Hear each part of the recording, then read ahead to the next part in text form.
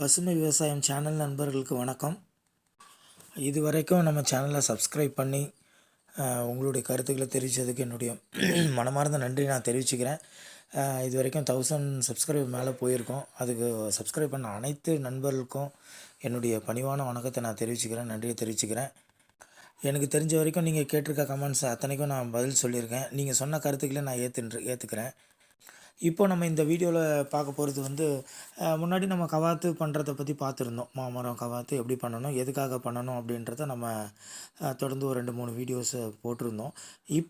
இப்போ நம்ம பார்க்க இருப்பது வந்து மாமரம் கவாத்து பண்ண மாமரம் எப்படி வந்து காய் எடுத்திருக்கு, பூ எடுத்து எப்படி எவ்வளோ காய் வந்திருக்கு, எப்படி காய் காய்ச்சிருக்குது, அதனுடைய கவாத்து பண்ணதனுடைய என்ன மாறுதல் ஏற்பட்டிருக்கு. ஒரு சாதாரண மரம் விட்டுருந்தா எப்படி காய் காய்ச்சிருக்கும், கவாத்து பண்ணதுனால மரம் எப்படி காய்ப்புக்கு வந்திருக்குன்றத நம்ம இந்த வீடியோ மூலம் நான் உங்களுக்கு தெரிவிச்சுக்கிறேன். இது நான் ஏற்கனவே ஒரு வீடியோவில் சொன்னதுபடி இந்த மாமரம் வந்து ருமானி வகையை சேர்ந்தது. இது ருமானி வகை, ஒரு நாட்டு ரகத்தை சேர்ந்த மரம். பொதுவாகவே உங்களுக்கு தெரியும், ருமானி வந்து ரொம்ப, அதாவது விதை வந்து ரொம்ப சிறுசாக இருக்கும், சதை வந்து அதிகமான உள்ள ரகம். தோல் வந்து ரொம்ப மென்மையான தோல். பங்கனப்பள்ளியெலாம் ரொம்ப அடர்த்தியான தோல் இருக்கும். ருமானி வந்து ரொம்ப தின்னான, ரொம்ப மெலிசான தோல் உள்ளது. சுவையும் ரொம்ப அதிகமாக இருக்கக்கூடிய வகை தான் இந்த ருமானி வகை. இதில் பார்த்திங்கன்னா, நம்ம ஏற்கனவே இந்த கவாத்து பண்ணதை பாருங்கள். ஒரு கவாத்து பண்ணதனுடைய விளைவு வந்து ஒரு 4 கிளை வந்திருக்கு பாருங்கள். 1 2 3 4. இது வந்து ஒரு வருஷத்தினுடைய கண்ணை நான் வாங்கி நட்டேன். ஒரு சின்ன ஒரே ஒரு குச்சியாக தான் வாங்கி நட்டோம். அதுலேருந்து நான் ஒரு 3 கிளை விட்டேன்.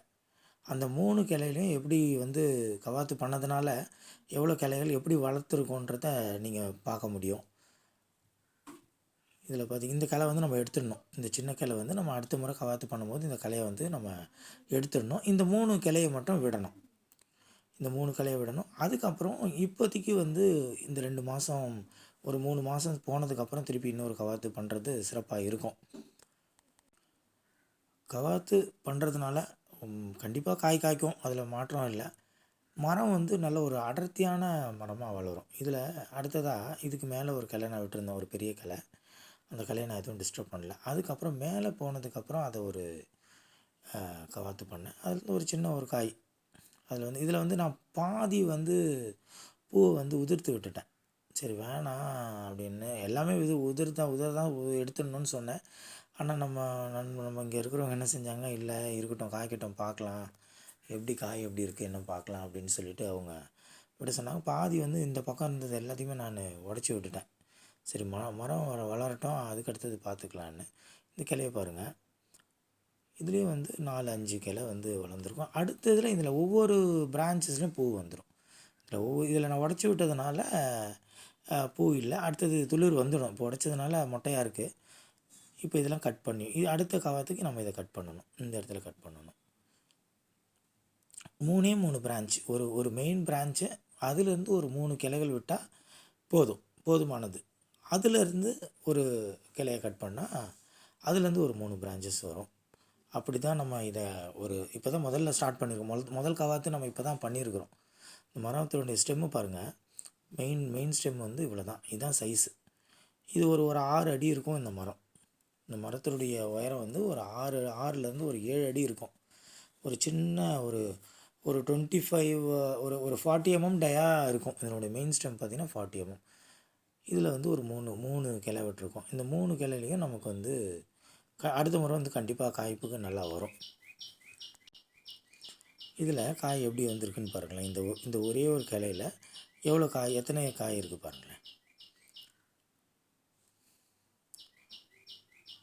இதில் வந்து எல்லாமே இப்போ இன்னொரு 10 டேஸில் வந்து நம்ம பறிச்சிடலாம். இன்னொரு 10 நாள் 15 நாளில் வந்து ஒரு பழுக்கும் நிலைக்கு வந்துடும். கொத்தாக தான் இருந்தது, நல்லாவே இருந்தது.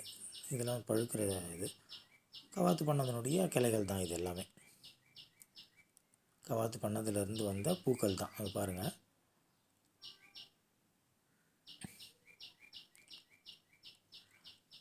இதெல்லாம் அந்த கவாத்து பண்ண எட்ஜு உங்களுக்கு தெரியும் பாருங்கள், அதுலேருந்து வந்த பூ தான் இது எல்லாமே. நான் சுவைச்சு பார்த்துட்டு பழம் எப்படி இருக்குன்னு பார்த்துட்டு நான் அடுத்த வீடியோவில் முடிஞ்சால் நான் ஷேர் பண்ணுறேன். மீண்டும் என்ன சொல்கிறேன்னா, கவாத்து வந்து முறையாக பண்ணுங்கள், நேரத்தோடு பண்ணுங்கள். பண்ணுறதுனால ஒரு மரமும் அழகாக வரும், காய்ப்பும் நிறைய மகசூல் வரும். அதில் எந்த மாற்று கருத்தும் கிடையாது. நிறைய மகசூல் வரும். இது மாதிரி நீங்களும் உங்களுடைய தோட்டத்தில் இருக்க, வீட்டில் இருக்க மாமரத்தை வந்து கவாத்து பண்ணி இது மாதிரி காய்க்கும்படி செய்யும்படி உங்களை அன்போடு கேட்டுக்கிறேன். மீண்டும் இது மாதிரி ஒரு நல்ல வீடியோவில் உங்களை சந்திக்கிறேன். சப்ஸ்கிரைப் பண்ணாத நண்பர்கள் என்னுடைய சேனல் சப்ஸ்கிரைப் பண்ணுங்கள். உங்களோட கருத்துக்களை வந்து தெரிவிக்கலாம். இந்த வீடியோ பிடிச்சிருந்தா நீங்கள் லைக் பண்ணுங்கள்.